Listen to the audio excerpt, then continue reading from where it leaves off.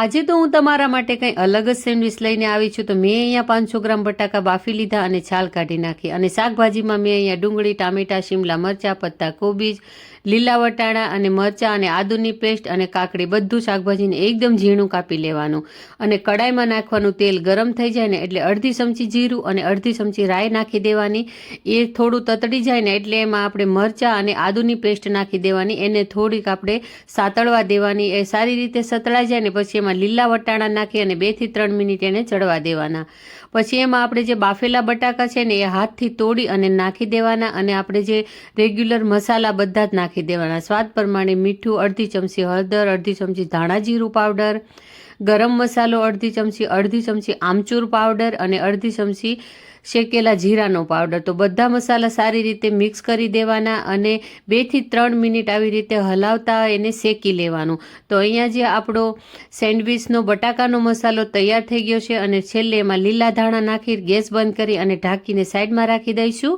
તો હવે આપણે બનાવશું લીલી ચટણી. તો ચટણી માટે ધાણા, મરચાં, આદુ, સ્વાદ પ્રમાણે મીઠું, થોડા પુદીનાના પત્તા, પાણી નાખી દીધું અને થોડાક મેં એમાં ગાંઠિયા નાખી દીધા. તો બસ અહીંયા આપણી લીલી ચટણી પણ બનીને તૈયાર થઈ ગઈ છે. તો અહીંયા મેં જે આપણે શાકભાજી ઝીણું કાપ્યું છે ને એને આપણે પહેલાં તો મિક્સ કરી દેવાનું છે બધું શાકભાજી. તો મેં લઈ લીધો છે અહીંયા ટામેટાનો સોસ, લીલી ચટણી, માખણ અને ચાટ મસાલો. અને આપણે અહીંયા લઈ લઈશું હવે બ્રેડ. તો પહેલાં આપણે થાળીમાં 4 બ્રેડ રાખવાની. 2 બ્રેડમાં આપણે ટામેટાનો સોસ લગાડવાનો છે અને 2 બ્રેડમાં લીલી ચટણી. અને જે આપણે બટાકાનો માવો તૈયાર કર્યો છે ને એ આવી રીતે નાખી અને ફેલાવી દેવાનો. અને ઉપર જે આપણે શાકભાજી લીધું છે ને એ ફેલાવી દેવાનું. અને ચાટ મસાલો અને છેલ્લે આપણે એમાં ચીઝ નાખી દેવાનું છે. હવે બંને બ્રેડને આપણે બંધ કરી દેવાની અને ટોસ્ટરમાં મૂકી દેવાની. ઉપર થોડુંક માખણ લગાવવાનું. માખણવાળો જે ભાગ છે ને એ આપણે ટોસ્ટરને નીચે રાખશું અને ઉપર થોડું ફરીથી માખણ લગાવશું. આ સેન્ડવિચ એકદમ ક્રિસ્પી અને સ્વાદિષ્ટ બને છે. તમે એકવાર જરૂરથી ટ્રાય કરજો. અને બીજી સેન્ડવિચ હું અહીંયા તવામાં માખણ નાખીને પણ બનાવું છું. એ પણ બહુ જ સરસ બને છે. ટોસ્ટરની જરૂર નથી. ટોસ્ટર ના હોય તો તમે આવી રીતે પણ બનાવી શકો.